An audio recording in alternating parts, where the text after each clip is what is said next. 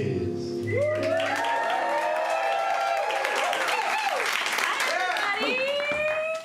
Hi, thank you for coming to our first ever Alloud performance.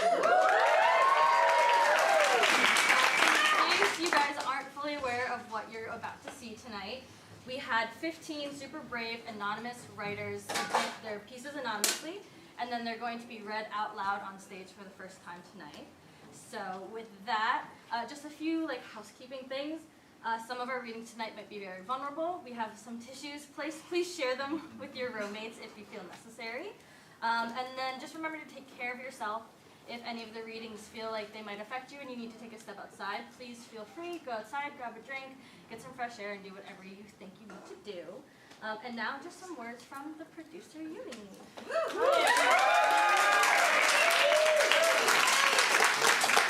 Well, first of all, thank you so much for being here. This show means a great deal to Liz and I. It's so awesome to see this house kind of full. It's so lovely to see you guys. So this show was created based on my own experience, but it kind of escalated. Sometimes I feel like I don't have the platform to say some stuff. And we just wanted to create a place where people could submit their own little things, private stuff, 2 a.m. messages, stuff that nobody else has seen before, without the pressure of having it be under their name. The one thing we're going to ask you guys is to please be respectful.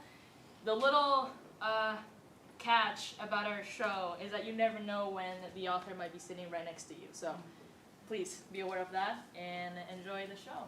Yeah. Without further ado, we're going to have the first one, which is A Cub in Deforested Woods, read by Beck.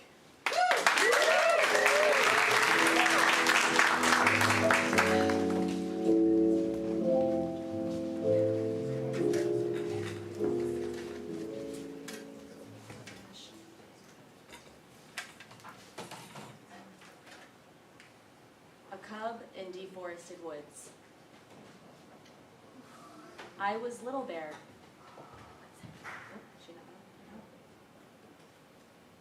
Is she on now? A cub in deforested woods.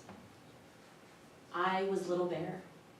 I lived in the South with Ma and Pa, and my friends were cats and hens and ducks and owls, and the creek and the woods, and everything was simple. Sometimes I'm worried.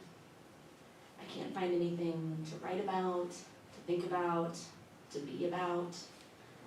I calm down, thinking I will simply have to live. Because the more I keep living, the more I have to write, to think, to be. I could have any experience, but I cannot have every experience. I will kick and fight to live through most, too few, never enough of them. And with limited time, how could I balance the living with the desire to tell someone else, look, I did all of this, and sometimes it was so good, and sometimes it hurt so much, and sometimes it didn't feel like anything. Sometimes writing down my thoughts is so scummy, so vulnerable and private, but not excused from my need for recognition. The need for someone to read will suck the nobility out of my pride, and the arrogance will leave me wishing for fame. Because isn't fame to be known? Although shallow, I would want to be famous if it meant being known. Posthumous, though. See, I can never be fully known while living, not while there's time and life left to go. As long as there's me to stay, as long as there's me to change quick and slow without knowing the end. Because I kept going deeper into the woods where the creek is, where the hens and cats and owls and ducks are decomposing. There are many things I will outlive. The woods are not one of them. Breaking down to be reused like that history. A small memory to feed a grander beast, to write, to think, to be, to suck the marrow until I'm out of life.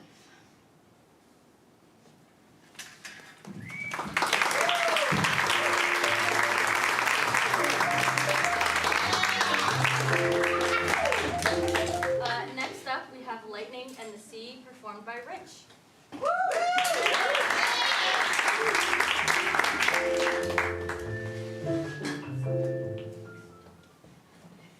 Lightning in the sea.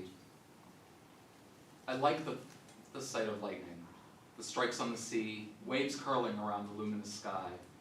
I drift and I dream. I picture myself on a small sailing ship with the pecks of rain falling down upon my world, the world of salt, the dreams of blue, gray, black and white. I myself see the ocean for what it is. I see the blue, the sublime of life, vast and inconquerable. Between the blue and the sky, where the impetus of dreams lie right above our heads, in touch with misty-eyed sniffles and laugh-drunk dances.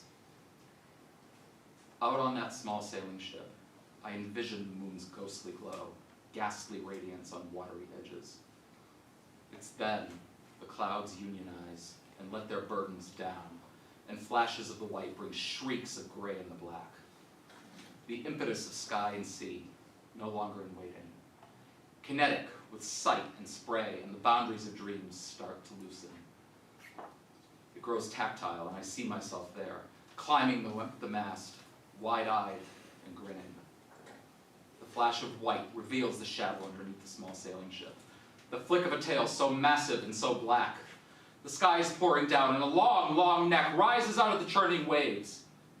The white flashes once more, and I see giant red eyes gazing down at me.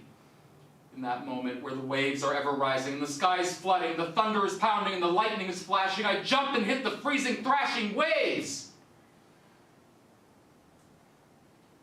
I feel the beast's movements displacing the water around me, but I cannot see. All I have now, all that is left, is to drift and to dream.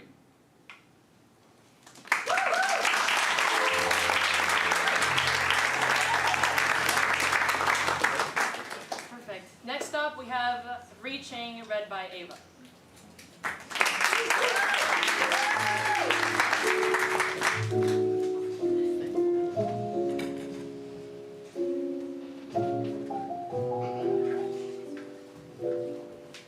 Reaching. OCD? Oh, OCD. Right.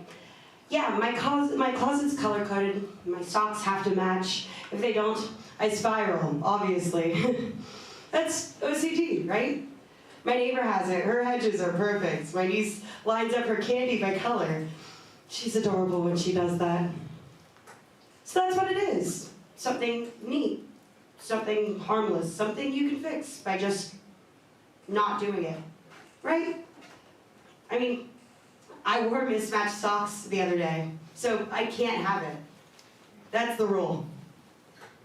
Checks out. Some days I scratch at my thumb until it goes numb, just to drown out everything in my head that won't stop talking. Not out loud. Never out loud, just louder and louder and louder until I answer it. And I do, every time.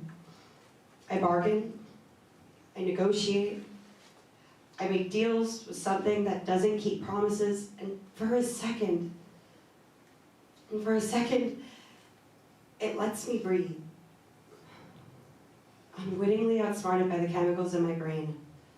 How dastardly, right? I stopped, right? Just like they said, it works so well, right? Right. But then it comes back. Because it's not a habit, it's me. And every time I try to break, it tightens. I don't love loudly because I don't know better. I love loudly because I feel too much. Too much. I can't love halfway. Physically, painfully, it's not in my cards. I reach for people. I trace the lines of them, chart their oceans, dig straight to the center. Like, if I learn them well enough, they might stay. Like, if I go far enough, someone might finally come that far for me. Because when the first voice that teaches you love sounds like no one will ever love you, everyone is against you, it doesn't leave. And it grows teeth. So now the thoughts don't feel random. They feel earned. They feel like proof. And that's the worst part. Because they're irrational, but they're not impossible. So when my brain tells me something is gone, it doesn't feel like a thought. It feels real. Like grief. Like I just lost someone I can still see. Like my father is dead. And I have to sit there and feel it as if it's already happened. That's OCD. Not neat, not funny, not something you can organize into something manageable. It's real, even when it isn't true. And love doesn't escape it. Love gets pulled under, measured, checked, replayed, held so fragile it starts to shake. Because if I can feel lost before it happens, I just know how hard it's going to be to lose it. And I want to be loved. Not quietly, not halfway, not because it's easy to stay. I want someone who isn't afraid of how deeply I feel or how loudly I love. Because I am done mistaking silence for safety. And I am done reaching for people who never reach back. I want to be loved. Out loud. On purpose. Because some sick part of me thinks it's impossible. And I'd like to prove the little bastard wrong. Thank you for listening. If you feel this way or have felt this way before, please know you're not alone. And just because someone doesn't reach for you doesn't mean there's not someone out there who will. Here's to hoping.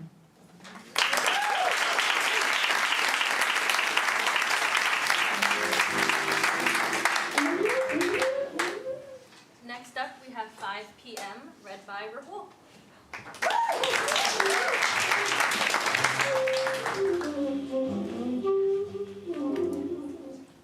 5 p.m. I remember when I was a kid, I wanted to get out of my country so bad. Everything about it screamed, leave, to me. Not being able to walk the streets alone, discrimination, traffic that would drive anyone insane, crime rates spiking every day.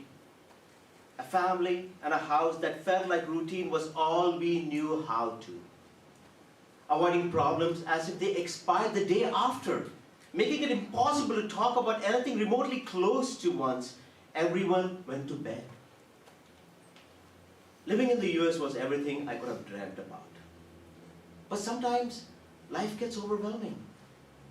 And in the jungle full of concrete and possibilities, I get scared.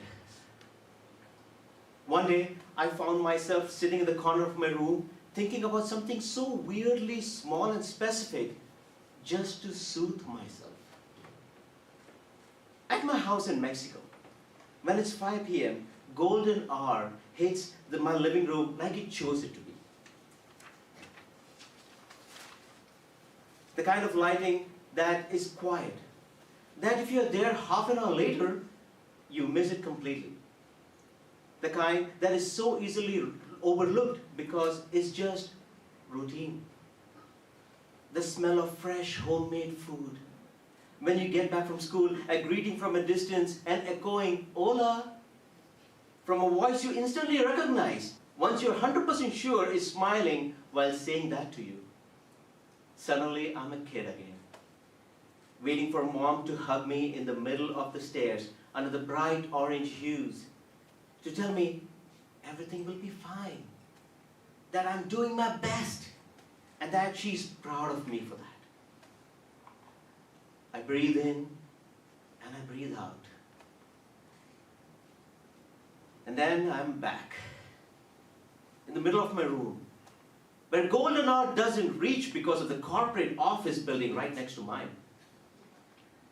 alone, with chores and responsibilities waiting for me. I feel like everyone has this little mental bead, a tiny space in their brain they return to when they desperately need to come back to themselves. And everybody's look different, shaped entirely by who they are. While trying to figure out what mine was, I never imagined it would be a frame from my teenage years I thought I would never miss. A couple minutes from every afternoon in the house I didn't want to be in a city I wanted to fly away from. Perhaps I was too young to understand that a place can hurt you and still hold tenderness at the same time. Or maybe nobody cautions you that once you leave a place, you won't ever come back in the same way again. There's something so shitty and contradictory about the freedom of escaping the guilt of leaving everyone you love there. My family has their faults, but they will forever be the people I grew up with, the personalities that slowly chiseled mine. It's strange how things work. In the city I once dreamt about, I closed my eyes and found comfort in a version of home I thought I had abandoned completely. A strand of golden light, a smell that holds memory, a familiar voice, and a warmth my skin will never be able to forget.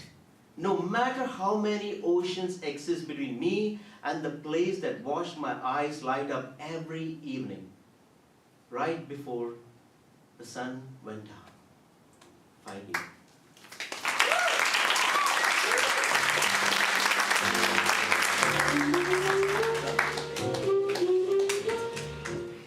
Next up, we have I Wish We Were Closer, read by Cece.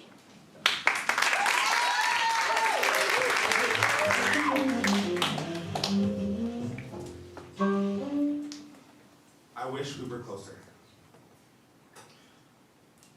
I wish we were closer, Dad.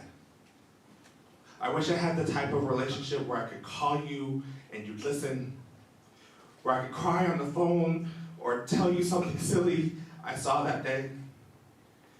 If I could understand you better, maybe things could be different. But the thing is, I've been trying to understand you my entire life. I've stayed quiet when supposed to, not questioned you, always tried to be around you, but I fear because you don't like women, we'll never be close. How do I know this? Mom unintentionally told me when she, like a broken record, says, "Don't worry, sweetheart, he just loves you in his own way. Dad's just in a bad mood this week. Try giving him some space. You know your father, he has to be angry at one of us, or both of us, and it's just your week, I guess." And you told me you didn't like women by constantly interrupting Mom and I trying to connect with you. Sometimes I just throw my hands in the air and tell myself I'm done trying to understand you and I'm done subjecting myself to the hurt. Therapists have told me to back away for my own health.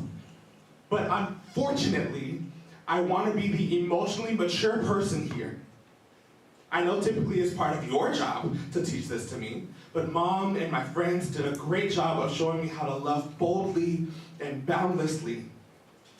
Maybe there's evil things that happen to you in your life to prevent you from growing. Maybe there wasn't. But one thing is for sure.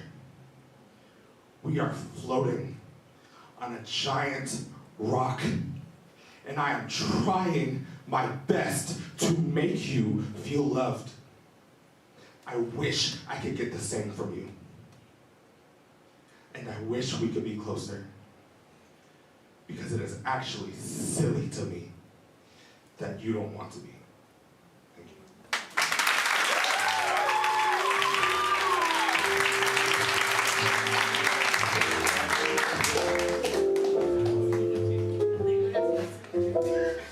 Okay, bear with me for this next title.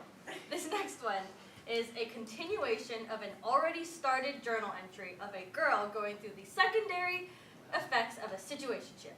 Read by Johnny. Yeah!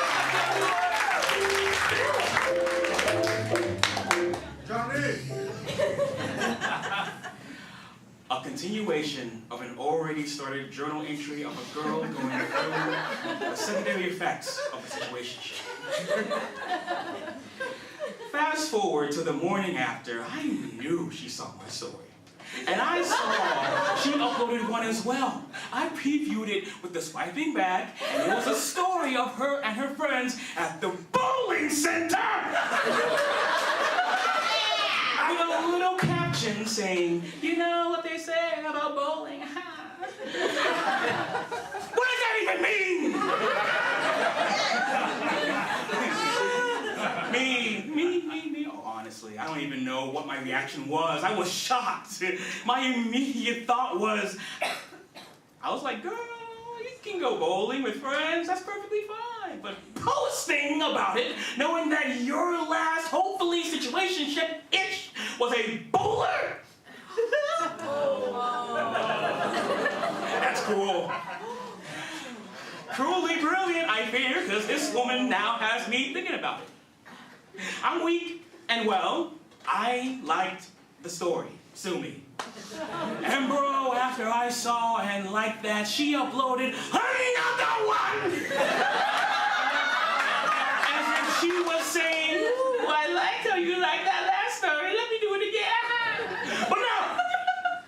I didn't like the second one. Of course I didn't like the second one. Are you kidding me? She never likes my posts, and I'm gonna like stories back to back? Nah. If she wants that, I'll let her want it some more. Oh. This girl can't know that if she asked me to bark, I would. Oh.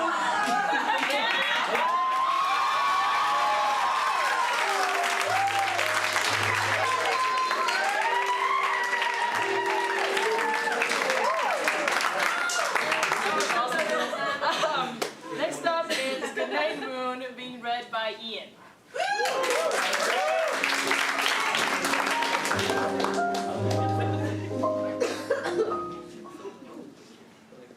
Good night, Moon. What do you do when you hate everything about yourself? Not only the surface things, the way you look, the way you walk, the way you sound, how you never know what to say or do or think or be, and always seem to step just off key. But the part of you that is the core of who you are, the part that wants to help so much you end up hurting, sometimes literally, sometimes physically. The part that can't afford to take a long weekend to go visit your dying father, stepfather, but it's been so many years you don't bother making the distinction anymore. The part that wakes up every day expecting your remaining dog to be dead because she's old and blind and confused, and you waited far too long to euthanize her sister, and you're living in fear of dooming her to the same fate. So you hope she'll go in her sleep, but you're not ready for it yet. So you get up, and the first thing you do is put a hand over her belly to feel her breathing. You're not ready to lose your dad either, but that's too large a wound to fathom, so you're mostly trying not to think about it. And your best friend keeps texting you about her divorce proceedings, and you don't mind because it's an awful, painful thing, and you want to help her afford it, but you can't help but notice how nobody around you ever seems to ask if you're feeling awful and painful, even though they all want to unload their painful, awful things on you because they trust you to be careful with them. And even that's not entirely true, because sometimes somebody does ask, but you find yourself incapable of talking about it. Lips sewn into a smile, like the teddy bear you used to cling to in the dark, when all you want to do is speak about the thoughts that chase themselves in circles around your mind, about that creak in the hall that must be some strange shadowed someone coming in the night to pin you to your bed, with the santoku knife you left in the sink after slicing carrots this evening. And how could you have been stupid enough to leave something so dangerous out where anyone could find it? About the way you check your pulse every time it rises, because you're certain you're having a heart attack and you haven't succumbed yet, but it's only a matter of time. About the dreams you've been having since you stopped taking your Lexapro, where all the halls in a house you've never been to are long and strange and dark, and someone or something inevitably dies if you follow them far enough. Then there are the worst dreams, where you wake up thinking that the dog you lost already must have just wandered into the other room and she'll be back any second now. Any second. Any second. What do you do when you want to die? Not in a real way, but in pieces, in facets, like the faces of a diamond, well polished and too hard to crack without the weight of the earth's crust bearing down on you.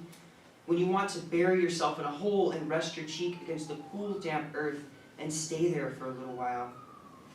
Just like 40, 50 years until you calcify like the bayonet the boys pulled out from under the corpse of the camellia that was planted in the front of the eastern windows before they were born. When you feel certain there must have been some secret schooling or special missive everyone else received that told them how to be a person. It doesn't seem fair that you're supposed to be one too, when you barely feel like you exist some days. Like you're living in the walls of the universe and can't find a way out, so you scratch and you knock and you scream and you beg until eventually you start chewing on the wires, because with enough of a jolt, maybe you'll finally wake up. Maybe we are all just a glitch in the matrix. Wouldn't that be funny? All the pain and suffering of the world, just numbers on a screen, fractals spinning off into eternity. One last pathetic flickering electrical impulse firing between neurons before the doctor calls the time. If a tree falls in the forest with nobody around to hear it, does it make a sound? Do I, when I'm crying in bed with my only remaining dog to bear witness? Or when I'm speaking to guests at work, always guests or patrons will do in a pinch, but they are never customers. This is hospitality, not retail. Funny too that hospital and hospitality share the same root. We're all guests at various times in our lives, and I suppose the two times when it's most important to rise and meet the expectation of reciprocal care are when you're dying and when you're drinking your way through a bachelorette weekend. I wonder how many of the girls doing sweet tea vodka shots will end up texting their best friends about their divorce proceedings 10 years from now. I hope to God one of them is there to shoulder their burden, even when her own world is collapsing around her. Maybe I'll flee the country and fake my own death. There's enough of it on my horizon. Why shouldn't I help myself to a little off the top?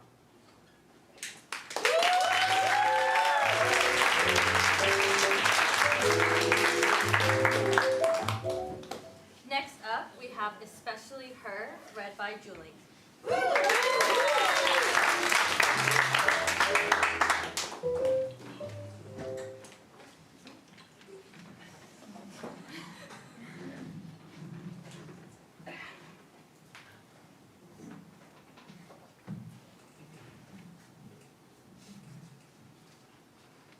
Especially her. I used to think strength looked like certainty. Now I think it looks like trembling hands still choosing to hold on. Life has stretched me in ways I never expected. Through heartbreak, disappointment, distance, fear, and the quiet loneliness that can exist even in crowded rooms. I lost myself more than once. There were seasons where I questioned everything about me, my worth, my decisions, my ability to keep going when nothing inside me felt steady anymore. But every version of me survived, even the exhausted one, even the doubtful one, even the one crying quietly at 2 a.m., trying to convince herself she would eventually feel okay again. Especially her. I used to think and believe resilience meant never falling apart. Now I know it means rebuilding yourself over and over without becoming bitter in the process.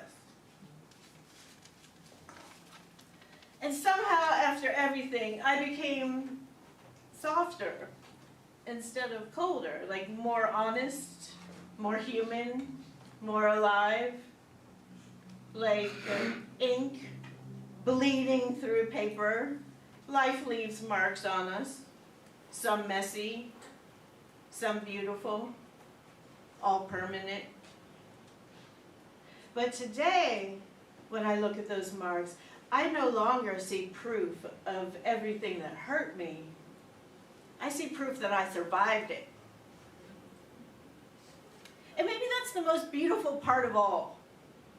After all the doubt, all the breaking, all the becoming, I still believe in life. I still believe in love. And for the first time in a long time, I finally believe in myself too.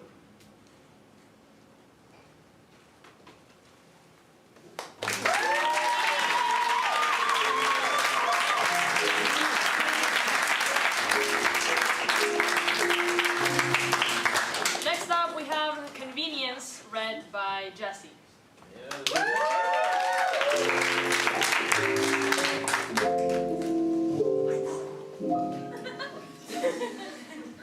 Convenience. Why? I gave everything for you. I listened. I drove you around. I gave you a shoulder to cry on. I got you away. I literally did whatever you wanted me to do in an instant. Why was that not enough?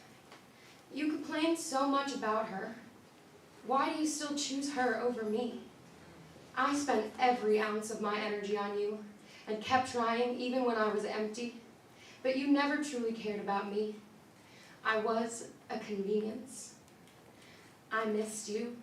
Really? Then why did the conversation end after your topic was done being discussed? If you missed me, why were you not interested in anything about my life? Things were so good when you needed me. When I had the answers, you were there. I felt whole. I wish I had known then how toxic that was. I ruined so many friendships because of you. It only took you being out of my life for me to realize what I missed out on. I think that part hurts more than anything you did to me. And yet still, I can't bring myself to hit the block button. I can't bring myself to close that chapter. Because what if you need me again? What if things change? What if you change? The highs were so high, even though I know that wasn't reality. I stay for the hope that maybe I can feel the highs again. Even if only for a moment. The cycle won't end. I know that, but I can't seem to let it go.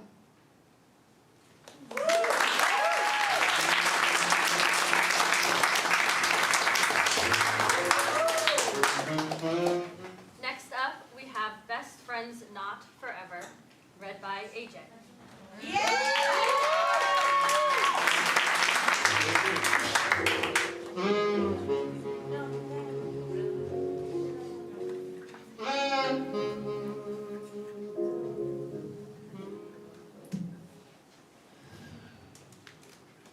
You were supposed to be there for me. You were supposed to be the one person who would listen to me without judgment. You were supposed to be my best friend. But instead of loving me, being open and honest with me, and showing me compassion and dignity, you ghosted me. After 3 years of seeing each other every day, after 3 years of talking on the phone for hours every day, after 3 years of always going to the store together and exploring every little adventure together, you ignored me for days as I reached out until I just stopped trying. Do you remember when you ghosted me for a week? And when we finally spoke again, you cried and begged for forgiveness. How you said, "You're right, I should have never completely stopped talking to you like that. I was mad, but I love you too much not to have you in my life." I said, "We are best friends. You can tell me you need space to think about things, but completely ghosting me is so mature and unacceptable. You agreed. We hugged, and I thought everything was okay. I was wrong. Do you remember how a week later, you went right back to ghosting me and began to pretend I don't exist?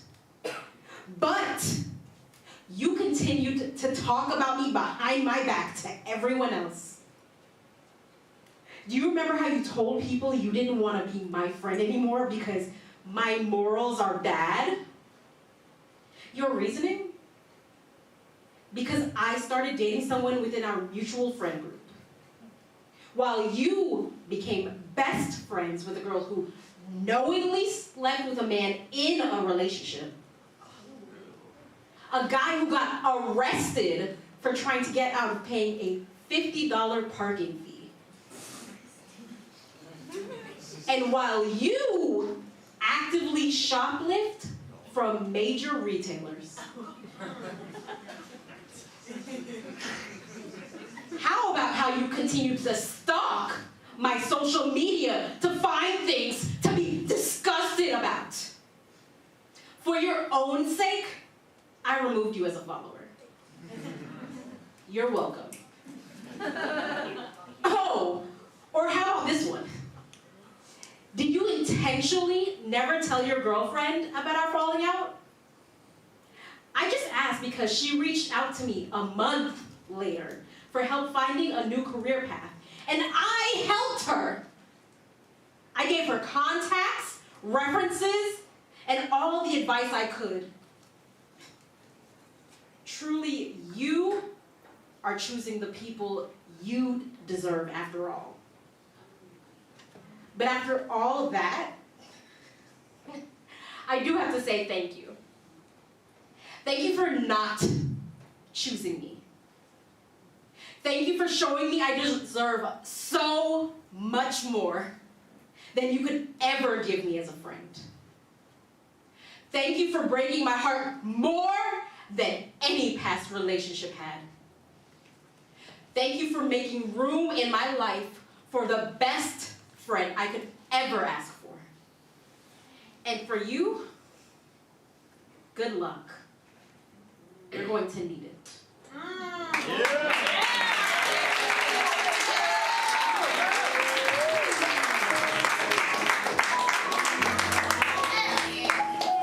Next up, we have The Infinity in Between, read by Vikram.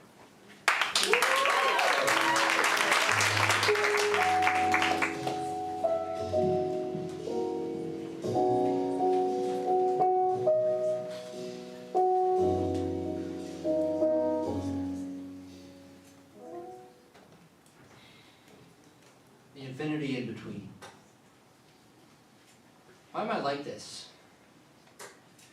What am I supposed to do with all of the emotions living inside me? Why am I never enough? There's always something missing, some invisible deficiency I cannot name. I tried everything. I became good at what was asked of me. I fulfilled expectations. I followed instructions, and still, everything feels cyclical.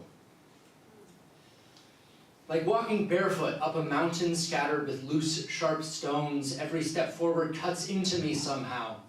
But I keep moving because stopping feels worse. Without even knowing whether I am getting closer to something or simply learning how much pain a person can carry before mistaking endurance for purpose. Nothing is ever enough.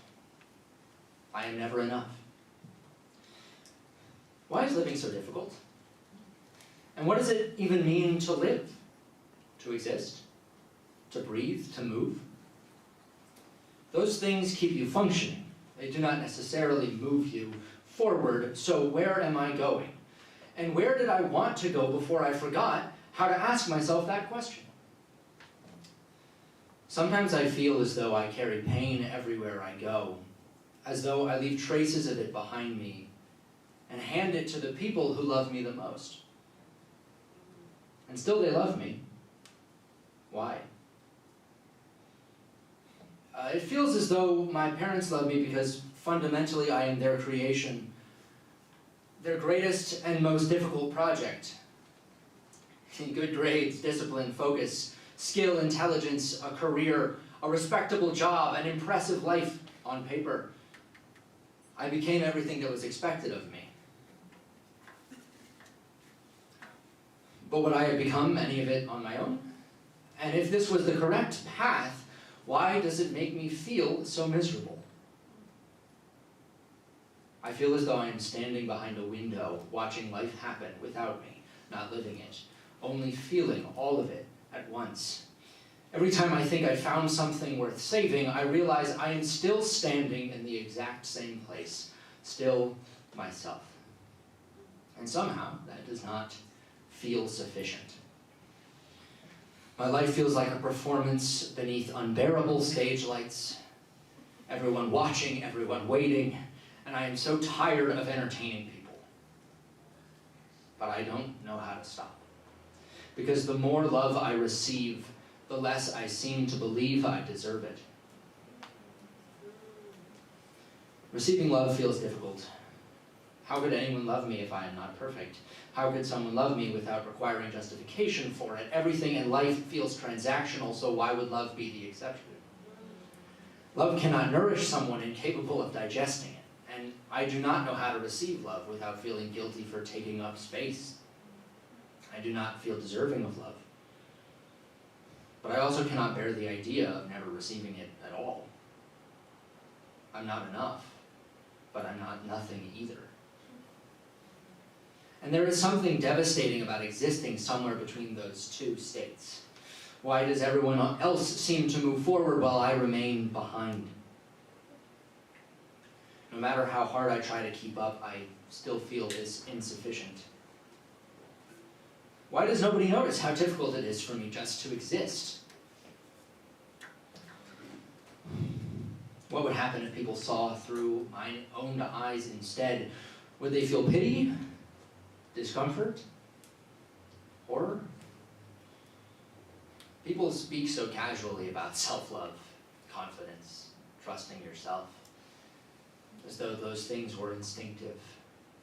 To me, they feel like subjects that require years of study just to begin understanding. And if accepting love from others is difficult, accepting it from myself feels terrifying. So I remain on the side where I try to become enough, leaving the other side empty. Maybe that is why things feel lighter whenever someone else arrives to occupy that empty space for a while. The problem is that people come and go, and I stay behind, desperately trying to keep that space beautiful enough for someone to return to, open, comfortable, worth choosing. But if I crossed to the other side myself, what would happen then? Who would justify my existence? What purpose would I have if I stopped trying to become enough? Maybe that's worse than being nothing, because nothing is simply nothing. But being not enough means being capable of becoming something, capable of becoming everything, and still never quite becoming. Thank you.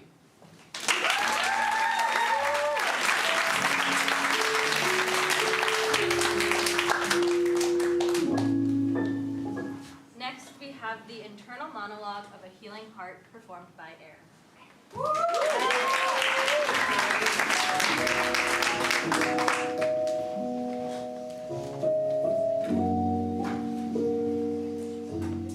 The internal monologue of a healing heart. I am more than okay being alone. I am whole. I love myself. I love my body. I love my personality, my leadership. And I accept that this situation hurts right now. But things will get better the more I love myself. I know who I am. I am me, a leader, positive, compassionate, strong. I hold on to who I am in the truest way I can. Then life will respond to me with that same authenticity. Everything happens for a reason, and all of this will make sense later on. For now, I'm grateful to be self-aware and human enough to feel all these things. Grateful because without pain, there is no happiness. And even if it doesn't feel beautiful right now, everything eventually softens. For now, I breathe because it's one of the few things that lets my body know that we are okay and that we will continue to be okay. I have a support system that won't let me fall, and I know those friends are what matter most in moments like these. I am enough, more than enough. And the more I fall in love with who I am, the more I understand that the right person will only amplify everything I already feel for myself.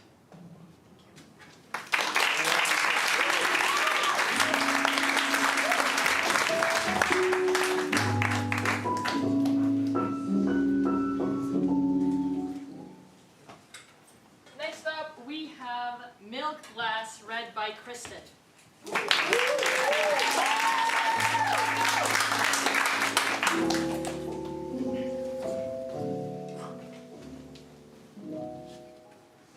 Love is such a curious thing, complex in experience, yet somehow simple in nature. What is love truly? The first love most people ever receive is the love of their parents, at least when love is present from the beginning. Real love, not obligation, disguised as care. That first love exists before we do, before we speak, before we even take up space in the world. To love something that has not yet declared its existence, that might be the purest form of love there is. Love creates, love perseveres, love protects, love builds. So when does that change? At what point does love become something painful, something unrecognizable? Sometimes, somewhere along the way, we lose our attention to detail. Our vision clouds over like cataracts, slowly forming across the eye until we can no longer see things clearly. And then we go searching. Searching for another kind of love, one rooted in something tangible, existing, breathing, real. But the moment vulnerability enters the equation, love begins to wear disguises. Suddenly, the thing we trusted the most starts resembling danger. Where's the line drawn? Why does love hurt now? One tends to encounter damage and immediately mistake themselves for a restorer. But if this is truly love, why can't I recognize it anymore? The cataract only worsens. And still, we refuse the surgery because part of us can still see. So we continue living half blind, and eventually we get lost. Lost in space, lost in time, lost within ourselves. Is love fear? Is love destruction? Is love damage?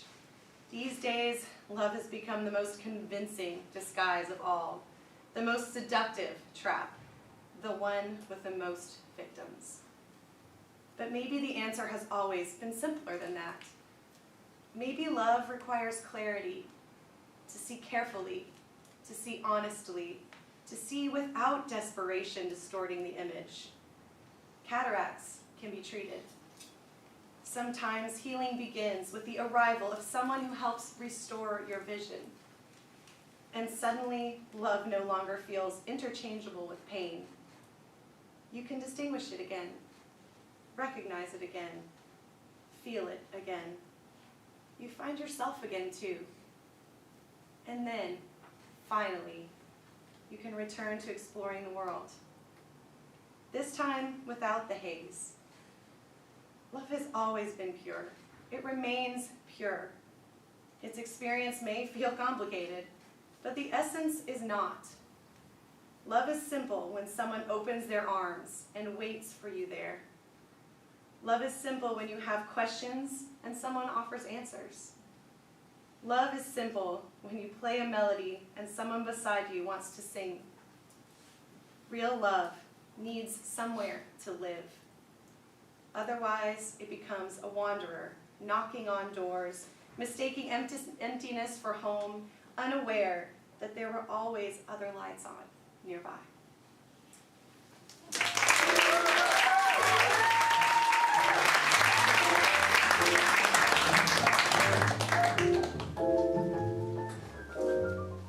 Next up, we have I Remember Cancer, read by Zoe.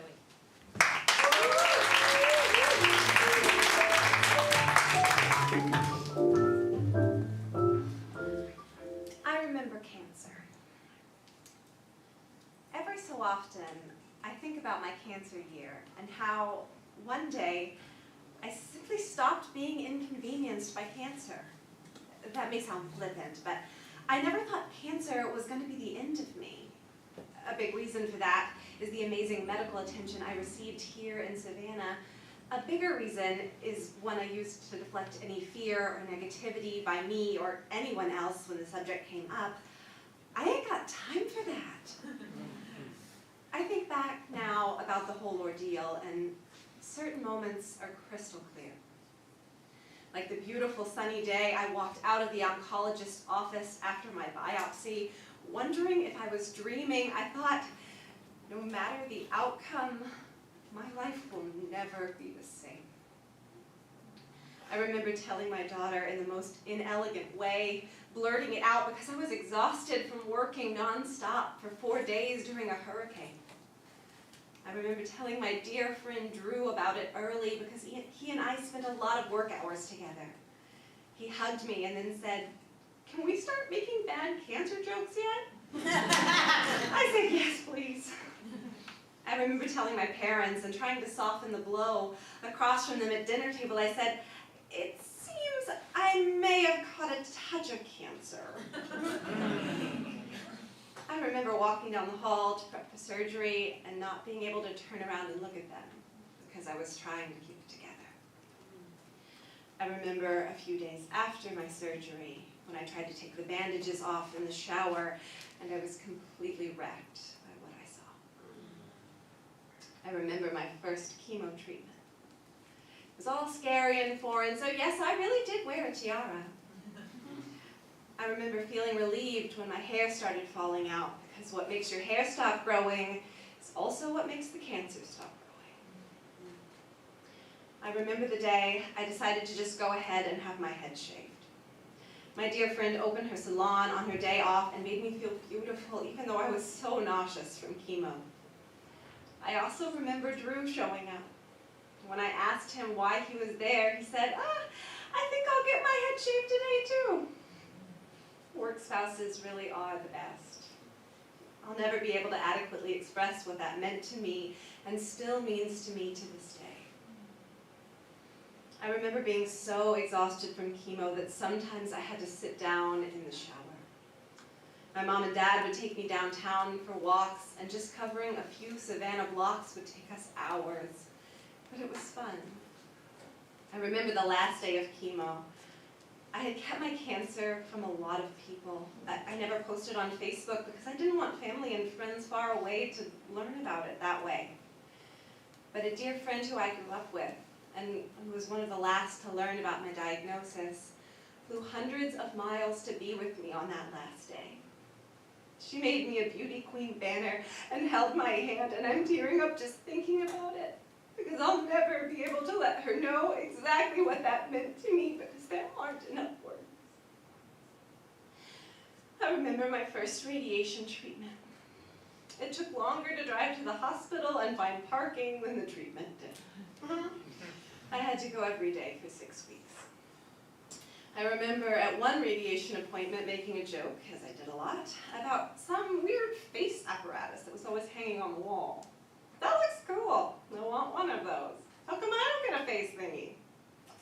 And the radiation tech looked at me in the eye and calmly said, "You don't want one of those. That's for brain cancer." So I never made a stupid joke like that again. I remember leaving my last radiation treatment. I was still suffering from the bad sunburn radiation can give you. My hair had just started growing back. Yay for hats. I was huge from the steroids they'd given me from all the treatments, but I was free. The sun had never felt so good on my face. After treatment, I thought I'd feel elated, happy, grateful, something, anything, but I didn't. And that's when the guilt set in. I couldn't believe that I'd kicked cancer's ass, but I wasn't happy. So I started to see a therapist, and I was diagnosed with PTSD. I remember thinking, what crap is this? I'm not a soldier.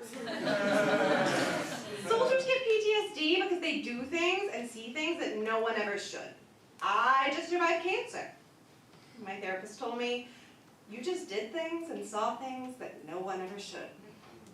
Light bulb. So I started working on why I didn't feel happy or grateful. I discovered that cancer is something I felt that I brought on myself. And since doctors and nurses, angels on earth, had provided the things I needed to get rid of cancer, I didn't feel I was an active participant in my recovery. Once I realized that I'm better because I chose to follow the guidance of my medical team, I started to feel better, like a champion, not like a victim. I remember feeling a powerful sense of worth. I remember the first haircut I got once my head had more than just peach fuzz. The stylist was just as excited as I was. We giggled, and she took a long time making me feel like a girl again. My hair grew back curly and gray. Who knew? So now it's been a while. And recently, on the anniversary of my final cancer treatment, I had a wonderful realization. I don't think about cancer that much anymore. Think about that. The thing that consumed my life for so long doesn't even register most days. So yeah, I remember cancer. And cancer can suck it.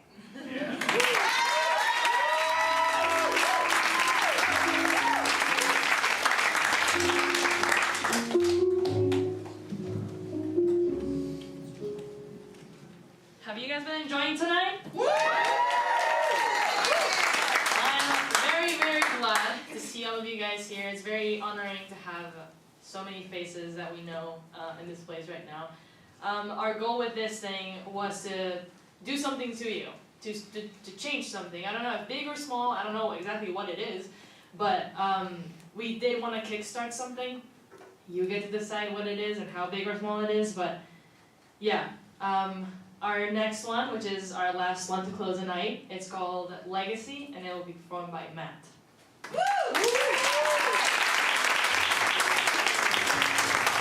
Come on, everybody. Give it up for Yumi and Liz.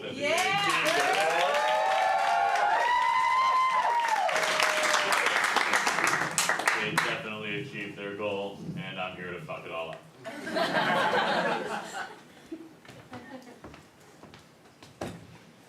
Legacy. Legacy. Legacy. It's a word I've heard thrown around a lot in my life. It's been attached to movies, to wills. The concept of it just smothered all over stories that get passed down through generations. Legacy. Everybody is so enthralled in trying to figure out where their money will go when they die. And I must admit, after 22 years of roaming around this earth, I would hate for the only thing left of me to be money. When I first thought about writing a will, my mind immediately went to my journals. Who would hold my deepest thoughts? Who would get to keep a version of me that no one else has seen? Who gets to know me more than anyone else ever has? See what I mean? We care so much about materialistic shit that we forget what footprints actually matter. But here's the thing, which is kind of contradictory to this whole dilemma. I don't think a legacy is something that appears the moment you die. It isn't a painting that suddenly unveils once you're gone. It's not the numbers sitting in your bank account. You build this thing. With every person you meet, with every gesture they subtly pick up from you, with every quirk your friends point out that ends up becoming an ongoing joke, with the selflessness you show from the day you're born until your last days on this earth. I carry the people I love with me, which is why I always say that, ironically, you'll never really get rid of an ex. Within me, there's at least a tiny piece of everyone I once loved. There's the essence of me, of course, but there's also Miles's way of hugging, Maria's way of reaching out with one finger, weighting yours like it's all the physical touch she needs, followed by a quiet giggle. Haley's habit of letting her heart pave the way of her decisions. Anna's face she makes when she's in awe, but also completely and utterly excited about something. David's funny sayings, James's wit, Christina's little childhood songs. Al's slightly backhanded, if it makes them happy. Jordan's freedom, Eli's emotional intelligence, May's childlike, curious way of viewing the world, Angela's multilingual filler words. My mom's driving.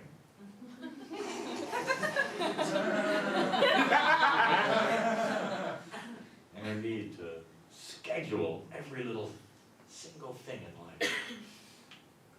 My dad's ambition. Maybe a little bit of his arrogance. My brother's instinct to dance and their unignorable warmth. And the list goes on and on. Yeah, isn't it kind of strange how none of these people know how much they live in me? I go about life tapping every day into parts of me that make me a little more like them. How wonderful is that? So, no, I don't think legacy is about materialistic things. I don't think it's something that just appears out of nowhere. We're constantly building it without even realizing, simply by living alongside the people we love. I bet that you, whoever is reading this, have already left pieces of yourself behind in others without knowing it. I encourage you to ask them.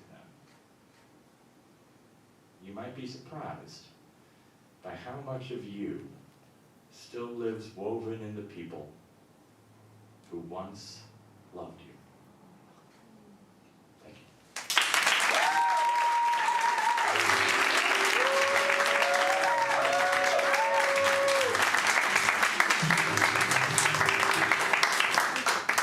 If I can stop crying and speak. Thank you so much for coming, guys. This is the first edition of the show. Hopefully we make more, and hopefully you guys come again. Maybe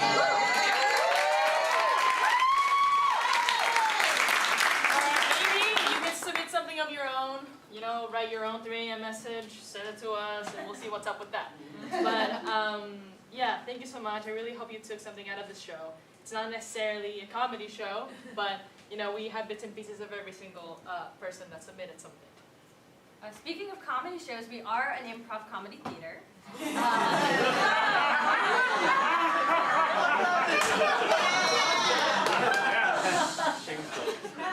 In case you guys like our theater and like being here, we do improv shows every Friday and Saturday, so we'd love for you to come to one of those as well. But besides that, that is the night, so thank you all for coming. And